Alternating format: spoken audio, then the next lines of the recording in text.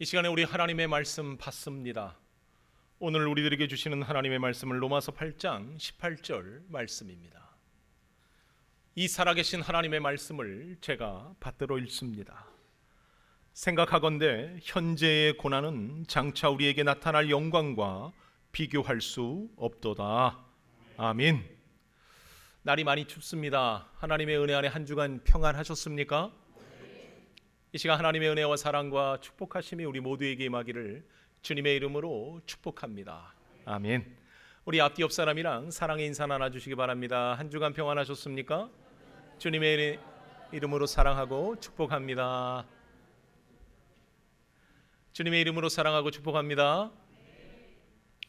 2026년이 시작한 지 불과 얼마 안 된 것 같은데 오늘 우리는 마지막 주간을 맞게 됩니다.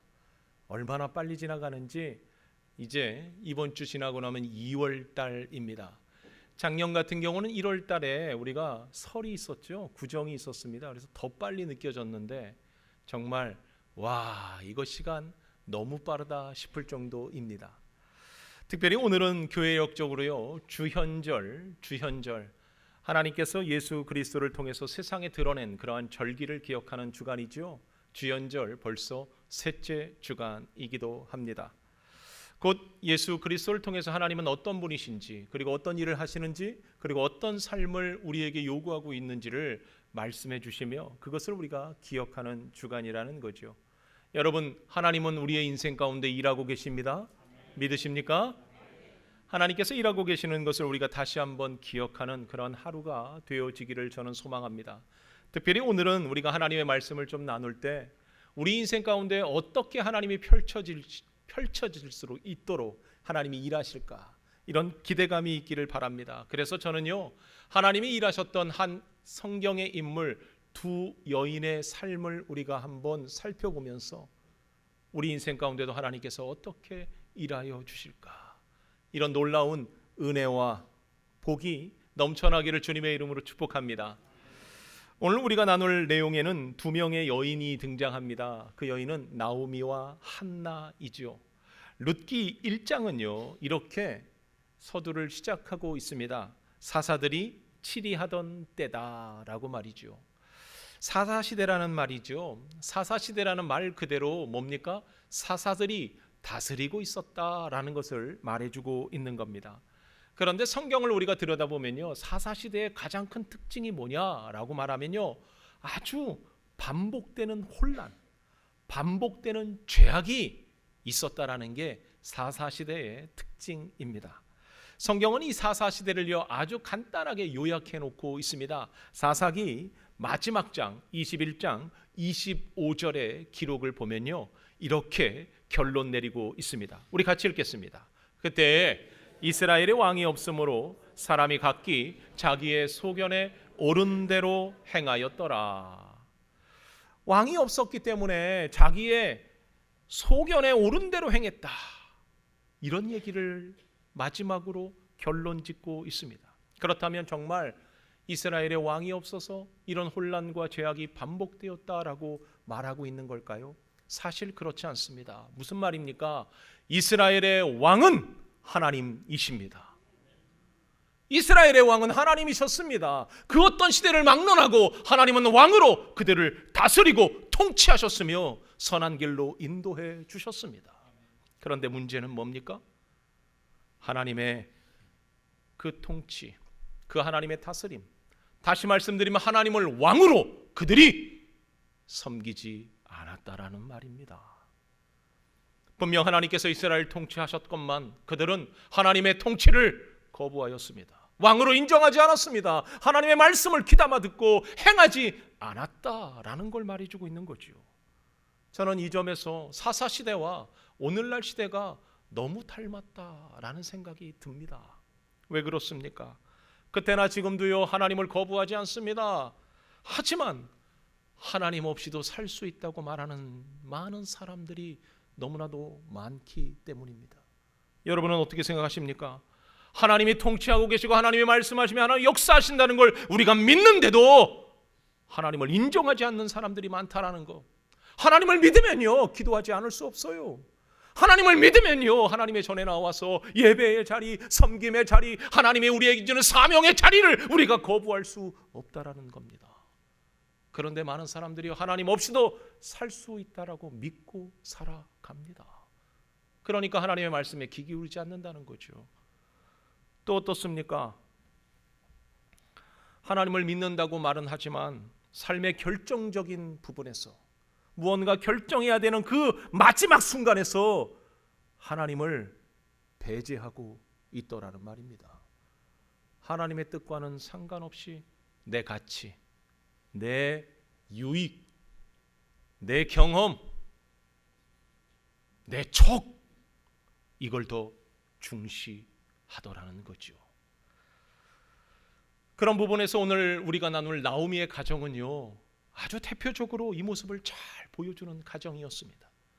하나님이 결코 그 가정의 왕이지 못했다라는 거죠. 그들은요, 적나라하게 하나님이 왕이 아닌, 그 가정의 주인이 아닌 그러한 대표적 가정을, 나오미의 가정을 통해서 보여주었다라는 겁니다. 룻기 1장에 보면은요, 나오미와 엘리멜렉이라는 두 이 가정이요, 흉년이 찾아들었을 때 그들이 한 행동을 분명하게 드러내고 있는데, 그들은요 모압 땅으로 떠나갔다라고 기록하고 있습니다. 오늘 룻기 1장 1절의 말씀입니다. 우리 같이 읽어보겠습니다. 사사들이 치리하던 때에 그 땅에 흉년이 드니라. 유다 베들레헴 한 사람이 그의 아내와 두 아들을 데리고 모압 지방에 가서 거류하였는데, 베들레헴은 어떤 곳입니까? 베들레헴의 뜻은요, 떡집이라는 뜻을 가지고 있습니다. 그런데 참 재미있는 것은 이 떡집에 흉년이 든 겁니다. 다시 말씀드리면 떡집에 떡이 있다는 얘기예요, 없다는 얘기예요? 없다는 얘기입니다. 배고프지요. 먹을 것도 없지요. 그러니까 너무 힘든 상황이 되었다는 거죠. 더군다나 베들레헴은요, 하나님의 약속, 하나님의 임재가 있는 곳이었습니다. 그런데 그 땅에 기근이 들고 나니까, 그 땅이 어려워지고 나니까 이 베들레헴 그 약속의 땅을 버리고 그들은요, 자신들이 생각하는 가장 좋은 곳으로 떠나갔다라고 성경은 고발하듯 이 가정을 이야기해주고 있는 겁니다. 그들이 떠나간 이유는 뭐였겠습니까? 하나님의 통치, 하나님의 왕되심을 그들이 거부했다라는 말입니다. 아무리 힘들어도 그렇지요, 아무리 흉년이 와도 그렇지요, 그들은 그 땅을 버리지 말았어야 되는데 그것을 헌신짝처럼 버려버리고 그들이 원하는 땅으로 떠나갔다라고 얘기하고 있습니다. 그렇다면 우리는요, 이 본문 바로 이 시점에서 우리는요, 질문 하나를 던져야만 할 것입니다. 우리네 인생에 기근이 찾아들 때 있지요. 우리 인생 가운데 어려운 환경이 들이닥칠 때 우리 믿는 사람들은 어떤 결정을, 어떤 모습을 보여야 하겠습니까?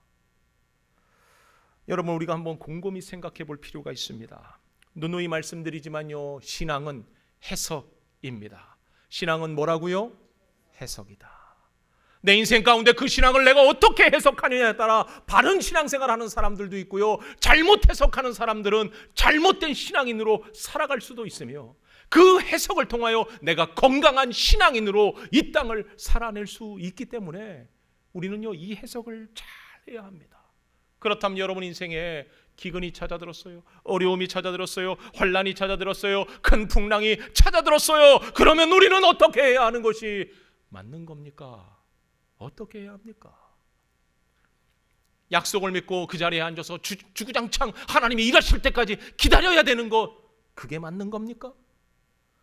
현실적으로 이해타산하며 계산해서 이게 아니네, 더 좋은 곳으로 가야겠네 라고 결정하며 우리가 결단해서 뭔가 바꾸는 것, 이것이 맞는 일입니까? 여러분, 이 질문은 우리의 인생에 참 중요한 질문이 맞습니다. 왜 그렇습니까?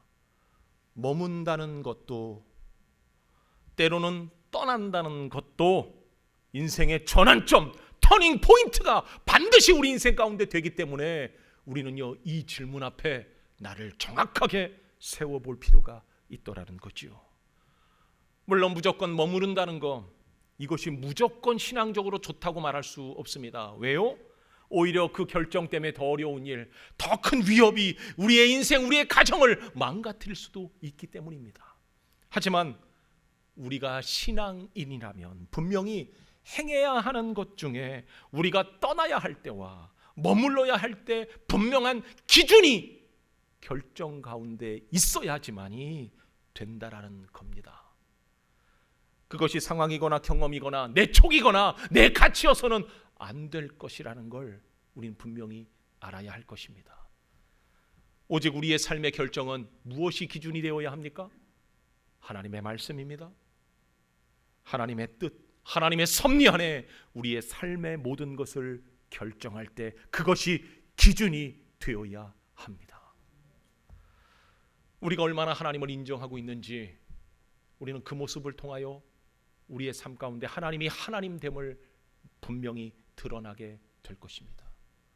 여러분, 그렇다면 신중하게 우리는 하나님의 뜻을 구하는 하나님의 자녀가 되기를 축복합니다. 그렇다면 엘리멜렉의 선택과 그 선택에 대한 결과가 오늘 우리가 읽고 있는 성경에서는 뭐라고 기록하고 있습니까? 그는 분명 하나님의 뜻을 가지고 선택하지 않았다라고 말하고 있습니다. 그래서 자신의 생각, 자신의 환경, 자신의 이익, 자신의 유익 어떠한 것으로 그가 결정하였는데 그 결론은 뭐였습니까? 모압 땅으로 이주하였다라는 거죠. 왜요? 더 나은 삶이 그 눈앞에 보였기 때문입니다. 더 많은 이익이 그의 생각 속에 자리 잡고 있었기 때문입니다. 그래서 그는요, 하나님이 아닌 뭘 선택한 겁니까?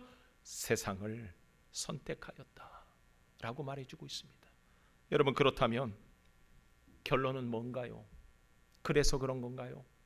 성경은 노골적으로 이 모든 결론을 비극이라 말하고 있습니다. 이 가정은요, 철저히 무너집니다. 그것도 모압 땅에서 엘리멜렉이 어떻게 됩니까?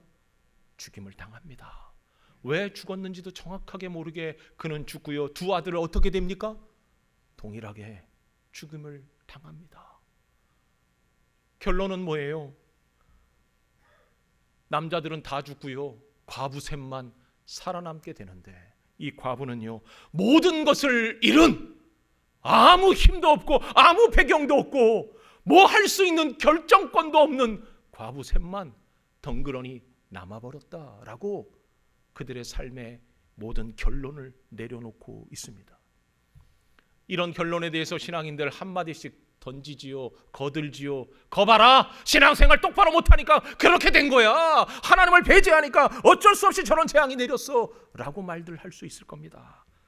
이건 단순한 불운이 아니라는 거죠. 재수가 없어서 그렇게 된 것이 아니라는 이야기라는 거죠. 이 모든 일에 하나님의 통치를 떠난 인간의 삶에 드리운 죄의 심판이 이렇다라고 결론을 내립니다. 이 자리에 앉은 분들 중에서 동의하는 분도 계실 거고요, 에이, 그거는 말도 안 돼 라고 거부하는 분들도 있을 겁니다. 이것이 하나님의 심판일 수도 있고요, 하나님의 심판이 아닐 수도 있습니다.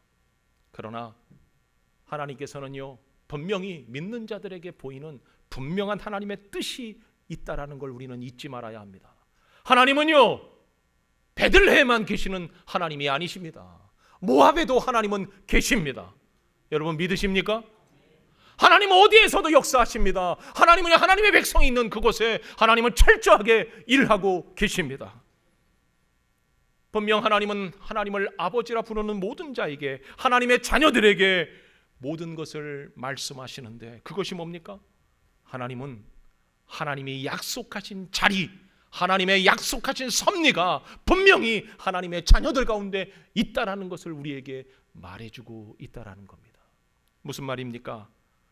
하나님이 약속한 자리, 하나님이 함께 하시는 그 자리를 떠난다는 것은 결국 하나님의 다스림을 떠난다는 말이며 하나님의 자녀됨을 포기했다라는 말이기에 우리는 철저하게 하나님의 섭리 가운데 결정해야만 합니다.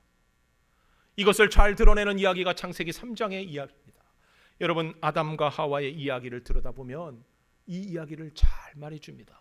여러분, 아담과 하와가 하나님이 먹지 말라는 선악과를 먹고 나서 하나님과의 관계가 깨어진 뒤에 첫 번째 그들이 하나님 앞에 보인 행동이 여러분 뭐였습니까? 그들이요, 하나님의 낯을 피해 숨었다라고 기록하고 있습니다. 이 말은 무엇을 뜻하는 거예요?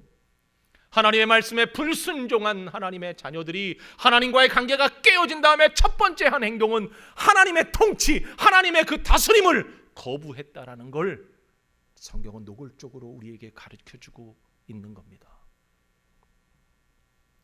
하나님의 영향력을 벗어나겠다라는 거지요. 여기 또 한 사람의 여인을 소개하려고 합니다. 이 여인 역시도 세상이라는 울타리 안에서 죄를 죄로 알지 못하고 살아가던 여인이었습니다. 이 여인의 이름을 한나라 성경은 소개해주고 있습니다. 한나는 제사장 가문 출신 엘가나의 아내였습니다. 제사장 가문인 엘가나가 결혼을 했는데 그 제사장인 신분에도 불구하고 그는 2명의 아내가 있다라고 성경은 증언하고 있습니다. 이 이야기 속에서 우리가 한 가지, 이게 잘못되었구나라는 걸 알아야 하는데 우리는 잘 몰라요. 왜 그렇습니까? 성경이 이야기한 것에 제사장의 가문이 어떤 신앙의 모습을 보여야 하는지를 우리가 잘 모르고 있기 때문입니다. 제사장 엘가나가 2명의 아내를 거느리고 있었다라는 것은 하나님의 말씀을 그가 하나님의 말씀으로 따르지 않았다라는 걸 분명히 드러내고 있는 표현입니다. 하나님은 제사장의 가문이 모든 믿는 자에게 본이 되기 위해서 한 가정을 이루게 하나님은 말씀하셨고 그것을 통해서 하나님의 다스림을 보이도록 명령하고 있는데 엘가나, 그는 2명의 아내를 거느렸다라는 것으로 하나님의 말씀을 거역했다라는 걸 보여주고 있는 거죠. 그럼에도 불구하고 그 시대는요, 그것을 범죄로, 죄악으로 여기지 않았음을 성경은 또 알려줍니다. 여러분, 그렇습니다. 제 울타리 안에 있으면요, 죄가 아닐 때가 많습니다. 죄를 짓고 있으면서도요, 더 이상 죄라고 느끼지 못하는 그러한 시대에 살아갈 때는 죄인이면서도 불구하고 나를 의인이라고 생각하는 사람들이 많다라는 이야기죠. 하나님의 말씀을 하나님의 말씀으로 듣지 않다 보니까 어떤 일이 일어납니까? 하나님이 명령하고 있는데도, 하나님께서 그렇게 지적하면서 정죄하고 있는데도 불구하고 나는 의인입니다 라고 말하는 사람들이 있더라는 거죠. 그러니 어떻습니까? 기도하지 않아도 그게 죄인지를 모르는 사람들이 있어요. 하나님의 명령에 섬기라, 하나님께서 전도해라, 하나님께서 말씀하고 있는데도 불구하고 귓등으로 듣지 않으면서 나는 의인이라고 말하는 사람들이 오늘 이 시대와 그 옛날 시대와 다를 게 뭐가 있냐라는 겁니다. 이처럼 죄의 울타리 안에 살다 보면 죄는 더 이상 죄로 느껴지지 않게 됩니다. 오히려 죄를 지으면서도 우리는요, 하나님 앞에서 의롭다고, 정직하다고, 바르다고 오히려 떼쓰는 어린아이 모양으로 살아가더라는 거지요. 우리는 착각하지 말아야 합니다. 죄의 기준은 세상의 도덕과 윤리가 아닙니다. 죄의 기준은 오직 하나님의 말씀입니다. 분명 하나님의 말씀이 정확히 선포되어 규정하고 있음에도 죄가 아니라고 말한다면 우리는 결코 죄 앞에 자유로울 수 없는 존재입니다. 여러분, 오늘날 이 시대가 얼마나 놀라운지 여러분 알고 계십니까? 탐심, 경쟁, 배제, 거짓, 속임수, 거짓말, 미움, 저주, 이 모든 것들은 세상을 얘기하는 대표적 단어들입니다. 나의 유익을 위해서 수많은 사람들을 짓누르면서 거짓과 술수와 속임수로 내 유익을 챙겨나가면 된다라고 말하고 있는 세상. 그런데 여러분, 이것이 과연 세상만의 이야기입니까? 오늘날 믿는 사람들 안에는 이 모습이 과연 없다고 자신할 수 있겠습니까? 남을 배려하지 않습니다. 나의 유익을 위해서 얼마나 많은 사람들을 속이며 얼마나 많은 사람들에게 상처를 주어도 그것이 죄라고 생각하지 않고 있는 세상, 그러한 교회, 오늘날 우리들의 교회의 모습 아니겠습니까? 만약 우리가 이웃과 지역사회 안에 이런 말을 던진다면 여러분 어떨 거라 생각합니까? 나는 예수 믿기 때문에 거짓말 안 해! 나는 예수 믿기 때문에 남들 속이거나 절대로 내 이익을 위해서 거짓 행위하지 않아! 나는 불법을 저지르지 않아 라고 말한다면 이 사회에서 얼마나 많은 사람들이 그래 맞아, 정말 예수 믿는 사람들은 그래, 예수 믿는 사람들은 저런 모습이지 라고 인정할 거라 여러분 생각하십니까? 저는 개인적으로 경험이 있어요. 예전 교회에서 교회에 불이 났는데 그 불 나고 나서 모든 것을 따지고 보니까 이 교회가 약간의 문제가 많거든요. 그러니까 본사에서 찾아와서 하는 소리가 이거 교회가 속인 거 아닙니까? 교회가 일부러 이렇게 한 거 아닙니까? 불낸 걸 일부러 낸 게 아니라 규정을 잘못 적용하다 보니까 실수했는데 그것이 교회가 잘못했다라고 얘기하는 거예요. 그래서 제가 그렇게 말씀드렸어요. 교회는 거짓말하지 않습니다. 예수 믿는 사람들은 이런 모습, 이런 것 가지고 오히려 잘못된 행위를 하지 않습니다. 목사는 결코 당신에게 거짓말하지 않습니다라고 말했습니다. 그랬더니 그 사람이 뭐라 그랬는지 아십니까? 그런데요. 저한테 한 말입니다. 그런데요. 뭔 말입니까? 교회가 거짓말 안 한다고 믿는다는 얘기입니까? 그렇지 않습니다. 왜 이런 결론이 납니까? 단지 예수 믿는다는 이유만으로 우리가 정직하다고, 단지 예수 믿는 것으로만큼으로 우리가 의인이라고 말할 수 있는 근거가 오늘날 있다고 여러분 여겨지십니까? 그렇지 않습니다. 왜 그렇습니까? 많은 그리스도인들이 그렇게 살지 않고 있기 때문 아니겠습니까? 우리는 죄 가운데 살면서 죄 짓는 것을 아무렇지 않게 행하는 그러한 삶을 살면서 과연 의인이라고 말할 수 있다고 생각하십니까? 누가 과연 의인이겠습니까? 한나 역시도 이 죄악된 세상에서 죄를 죄로 여기지 아니하고 살아가던 그 여인의 모습이었습니다. 그런데 그 여인을 힘들게 한 사건이 일어납니다. 그것은 안타깝게도 자식이 없다는 이유만으로 다른 아내 분인나가 그를 끊임없이 모욕하였다라는 거지요. 그런 마음이 너무 아팠습니다. 가정이 아름답게 이루어져야 되는데 그러지 못했다라는 거죠. 더군다나 성경은요 더 충격적인 사실을 우리에게 가르쳐 줍니다. 사무엘상 1장 5절 후반절의 말씀을 보면요 이렇게 증언하고 있습니다. 우리 같이 후반절 말씀을 읽겠습니다. 여호와께서 그에게 임신하지 못하게 하시니. 여러분 너무 충격적입니다. 왜요? 그 한나의 고통이 누구로부터? 하나님으로부터 비롯되었다. 하나님께서 그 고통을 주셨다라고 말해주고 있기 때문에 너무 충격이라는 거죠.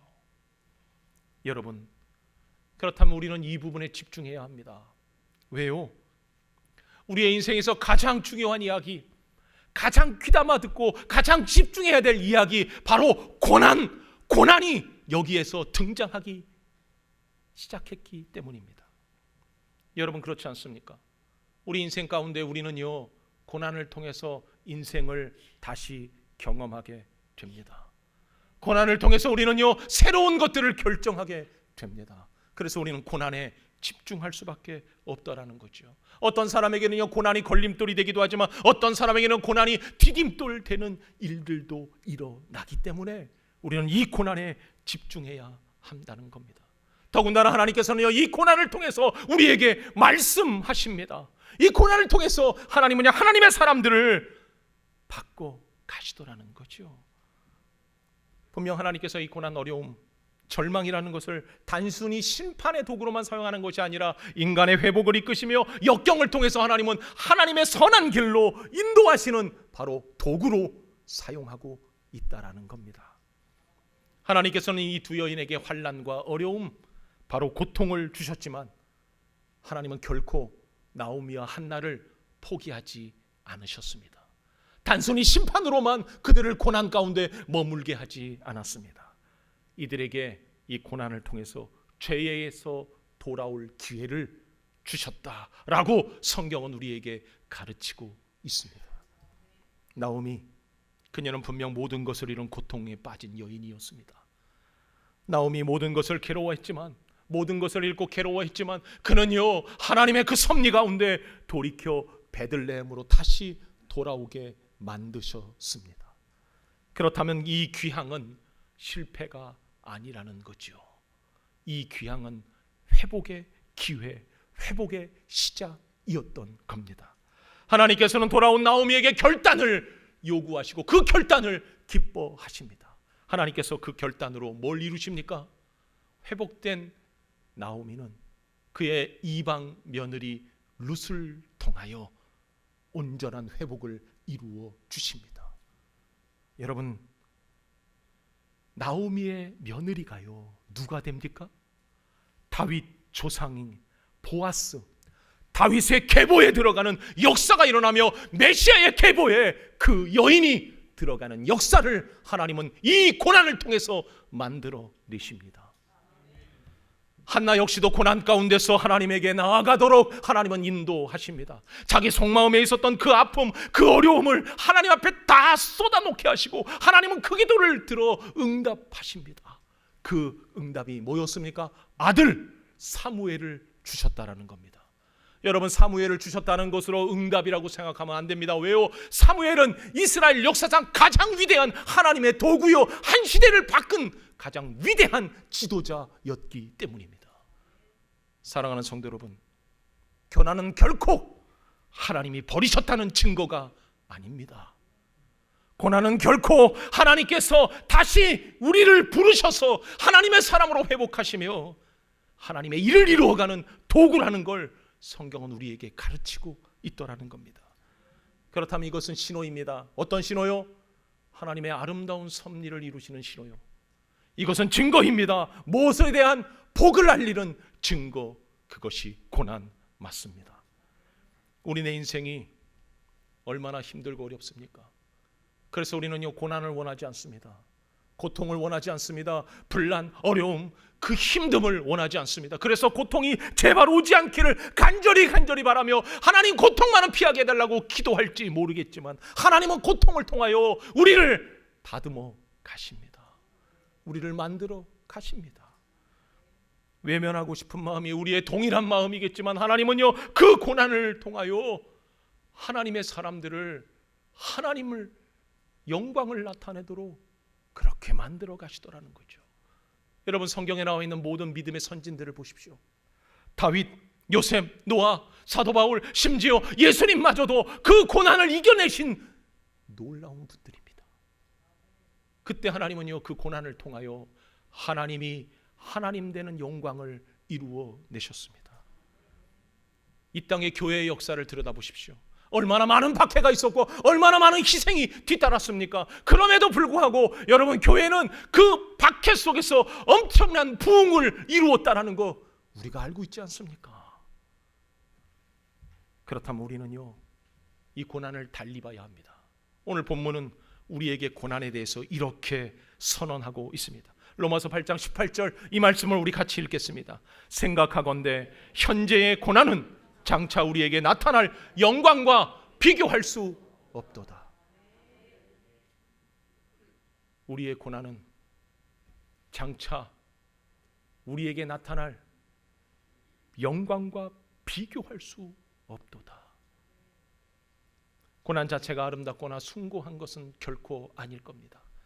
그러나 고난을 통해 하나님을 향하여 우리의 나아가던 길을 다시 한번 돌이켜서 고난을 통하여 진정 하나님께로 향할 수만 있다면 그 길은 가장 아름답고 가장 복된 길이라는 걸 여러분 잊지 않기를 바랍니다. 사랑하는 성도 여러분, 하나님의 백성은 아픔은 단순한 끝이 아닙니다. 하나님의 백성에게 고난은 무익한 것만이 아닙니다. 하나님의 자녀들에게 그 고난과 아픔은 아무 의미 없는 그러한 것들이 아니라는 걸 우리는 분명히 알아야 할 것입니다. 오히려 고난을 통해서 하나님의 통치 안으로 들어가는 놀라운 은혜이며 고난을 통해서 하나님과의 관계가 깨어졌던 것들이 있다면 회복되어지는 기회일 뿐만 아니라 우리를 다시 부르는 초청이라는 걸 우리는 잊지 말아야 합니다. 우리는 어떤 상황에도 하나님을 인정해야 합니다. 풍랑이입니까? 고난이 물려옵니까? 도저히 견딜 수 없을 만큼 어렵고 너무 낙심되어 주저앉고 싶습니까? 그럼에도 불구하고 하나님의 섭리, 하나님의 그 놀라운 은혜를 우리는 붙들어야 합니다. 하나님의 자녀들을 향한 하나님의 그 놀라운 섭리, 그 길은 선하고 아름답고 가장 복되고 비교할 수 없는 영광의 길이라는 걸 우리는 믿어야 할 것입니다. 당장 눈앞에 펼쳐진 어떠한 힘든과 어려움 있을 수 있어요. 견디기 어려운 모든 환경들 있을 수 있어요. 그러나 여러분, 우리가 끝까지 참고 인내하며 이 길을 걸어가야 할 것입니다. 벌써 2026년에 한 달이 지나가고 있습니다. 새롭게 무엇인가 해보려고 할 때마다 우리에게 찾아오는 것은 기대요, 소망이요, 어떤 행복이 아닐 겁니다. 힘들고 어려운 일들이 우리에게 끊임없이 펼쳐질 겁니다. 그럼에도 불구하고 하나님을 바라보십시오. 하나님을 향하여 우리의 두 눈을 집중하십시오. 그래서 그 어떤 역경, 풍랑이 인다 할지라도 주님만 의지하고 그 믿음으로 우리가 굳굳이 서서 하나님의 뜻을 이루어낼 수만 있다면 반드시 하나님께서는 진정한 승리, 진정한 기쁨 우리에게 주실 줄 믿습니다. 그 복을 누리는 저와 여러분 되기를 주님의 이름으로 축복합니다. 기도합니다.